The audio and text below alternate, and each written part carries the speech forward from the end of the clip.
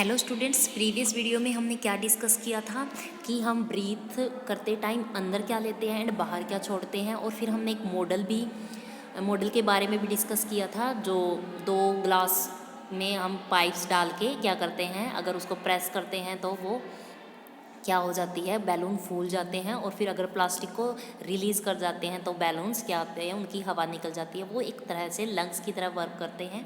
फिर हमने ये देखा था, शायद ये एक्टिविटी नहीं की थी, कि एक लाइम वाटर लेते हैं एक स्ट्रो में, फिर स्ट्रो की हेल्प से पहले एक नली के अंदर आपके वहाँ पे लाइम वाटर डालते हैं, फिर स्ट्रो की हेल्प से हम उसके अंदर फूंक डालते हैं। तो हमारी जो हम गैस रिलीज़ करते हैं वो कौन सी होती है, कार्बन डाइऑक्साइड होते हैं, साथ में थोड़ी सी ऑक्सीजन भी होती है। बट वो क्या करती है, लाइम वाटर को मिल्की बना देती हैं।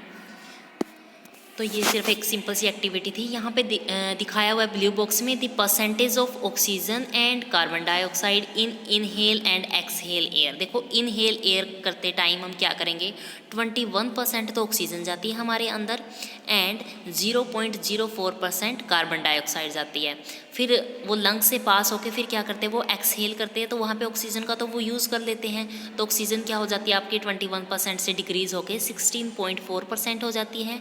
और 0.04 कार्बन डाइऑक्साइड को तो कोई यूज़ नहीं था, वो एज इट इज़, और साथ में जो आपकी ऑक्सीजन से फिर वो कार्बन डाइऑक्साइड में कन्वर्ट हुई है, तो आपकी गैस 4.4% कार्बन डाइऑक्साइड हम रिलीज़ करते हैं। ये एक सिंपल सा डाटा था। नेक्स्ट है ब्रीथिंग इन अदर एनिमल्स। जैसे ही हमने ह्यूमन बींग्स की ब्रीथिंग के बारे में पढ़ा है, अब दूसरे एनिमल्स के बारे में पढ़ेंगे।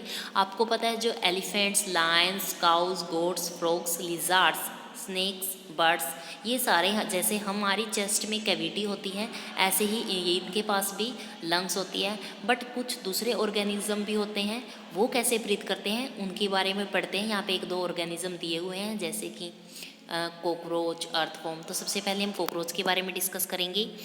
एक कॉकरोच है small opening on the sides of its body. तो इसकी बॉडी पे ना छोटी छोटी ओपनिंग होती है। Other insect also have similar.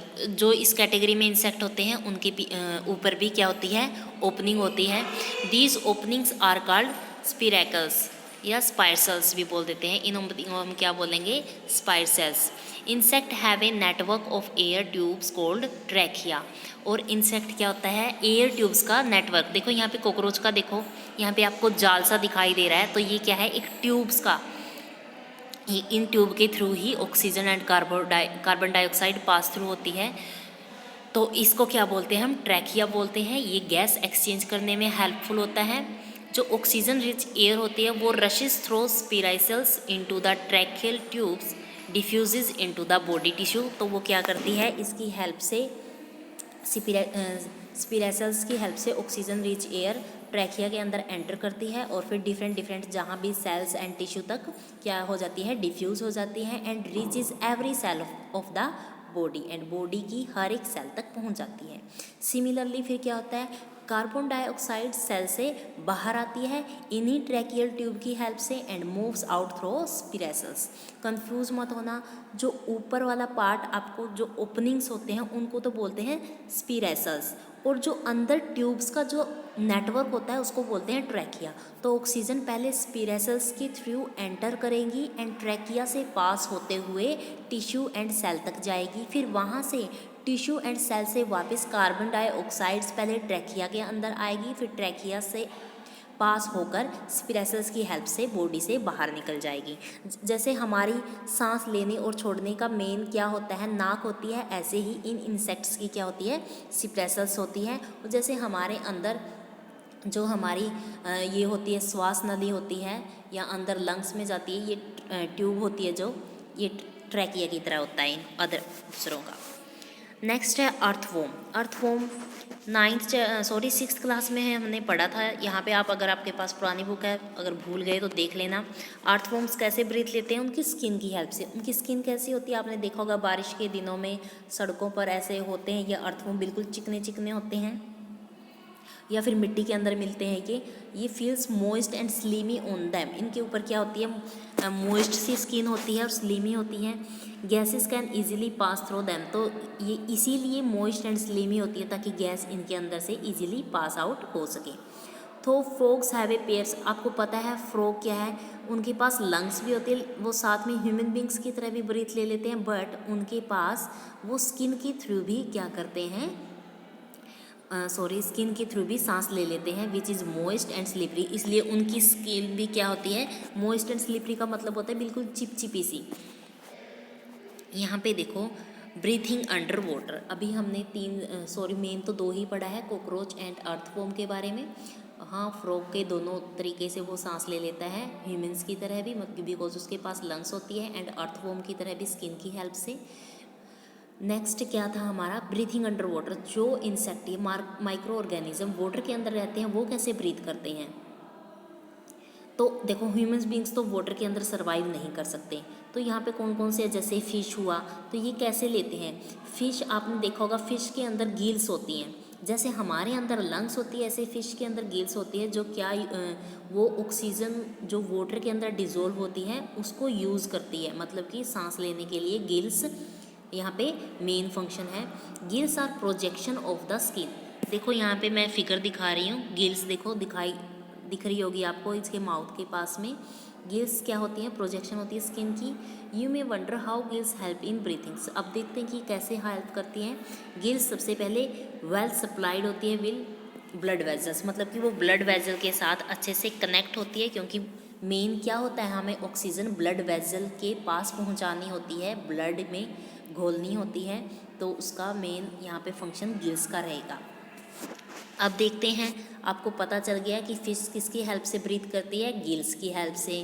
Cockroach किसकी हेल्प से करते हैं, स्पाइरेसस एंड ट्रैकिया की हेल्प से। अर्थवॉर्म किसकी हेल्प से ब्रीथ करते हैं, स्किन की हेल्प से। अब आते हैं प्लांट्स, क्या प्लांट्स भी सांस लेते हैं, do plants also respire like other living organism, plants also respire for their survival as you have learn from class 6th में पढ़ा था। क्या करते हैं ये भी, देखो आप ये मत सोचना कि जो हमारे प्लांट्स होते हैं वो तो कार्बन डाइऑक्साइड लेते हैं एंड ऑक्सीजन छोड़ते हैं, ये सिर्फ तब होता है जब वो अपना फूड प्रिपेयर कर रहे होते हैं, मतलब कि जब फोटोसिंथेसिस प्रोसेस होती है ना, वो तब क्या करते हैं, कार्बन डाइऑक्साइड लेते हैं एंड ऑक्सीजन गैस छोड़ते हैं, फोटोसिंथेसिस प्रोसेस। लेकिन रात को या जब उनको सनलाइट नहीं मिलती तो वो भी क्या करते हैं, ऑक्सीजन लेते हैं एंड कार्बन डाइऑक्साइड को छोड़ते हैं, इस बात को ध्यान में रखना। In the cells oxygen is use to break down, क्योंकि प्लांट्स में भी सेल्स होती हैं, आपने पढ़ा था फाइलम जाइलम, तो वो क्या करती हैं, उनको भी अपना ग्लूकोज को ब्रेक डाउन करना होता है, तो ग्लूकोज जब ब्रेक डाउन होती है तो कार्बन डाइऑक्साइड तो पक्का रिलीज़ होगी, क्योंकि ये तो एक केमिकल रिएक्शन है, इसमें ऑक्सीजन का यूज़ होता है ग्लूकोज को तोड़ने के लिए, और फिर कार्बन डाइऑक्साइड रिलीज़ होती है।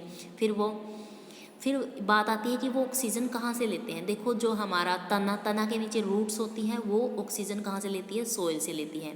In plants each part can independently take in oxygen, जैसे हमारी बॉडी में हम क्या करते हैं, नाक के थ्रू नोस्ट्रिल्स के थ्रू ही ऑक्सीजन लेते हैं, जैसे कॉकरोच स्पिरेसस के थ्रू ही लेते हैं, बट प्लांट्स में क्या होता है, वो उसके इंडिपेंडेंट हर जगह से वो ऑक्सीजन लेते हैं एयर से and give out carbon dioxide. हर एक पार्ट कैसे, उसकी लीफ अलग हुई, रूट्स अलग हुई। You have already learned in chapter first that the leaves of the plants have tiny, आपने पढ़ा था लीव्स के ऊपर क्या होते हैं, टेनी पोर्स होते हैं, जिसको हम क्या बोलते हैं, स्टोमेटा बोलते हैं, और स्टोमेटा के थ्रू क्या होता है, गैसेस का एक्सचेंज होता है। फोटोसिंथेसिस के दौरान क्या होता है, ऑक्सीजन बाहर छोड़ी जाती है एंड CO2 अंदर ली जाती है, बट जब वो ब्रेक डाउन करते हैं फूड का, मतलब कि रात होती है या फिर सनलाइट नहीं होती, तब वो क्या करते हैं, ऑक्सीजन लेते हैं एंड कार्बन डाइऑक्साइड को छोड़ते हैं। Like other living cells of the plants the root cells also need oxygen to generate energy, तो रूट को भी चाहिए होती है। रूट कहाँ से लेती है, air from the air spaces present between the soil. देखो आपने सोइल का फिगर तो देखा होगा कि सोइल में थोड़ा थोड़ा स्पेस होता है, जैसे आपको पता है अंडर सोइल वाटर होता है, ऐसे ही ऑक्सीजन भी उसके अंदर प्रेजेंट होती है। तो जो वो रूट हेयर होते हैं हमारे ट्री के, तो वो सोइल पार्टिकल्स के अंदर से क्या लेते हैं, एयर लेते हैं।